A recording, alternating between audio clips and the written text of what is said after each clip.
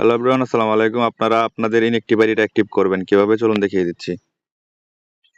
আপনারা চলে যাবেন গুগল বা ক্রোমে। আমি ক্রোমে যেয়ে দেখাচ্ছি। তো এখানে দেখেন উপরে চার্জ অপশন লেখা আছে, এখানে লিখবেন pmearningplus.com। তারপর দেখুন আমাদের ওয়েবসাইটে চলে এসেছে, এখানে ক্লিক করে দিবেন। তারপর উপরে দেখুন থ্রি ডট আছে,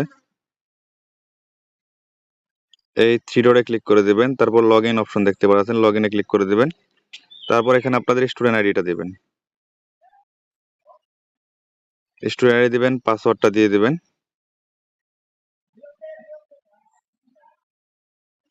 তারপর সাইন ইন এ ক্লিক করে দিবেন।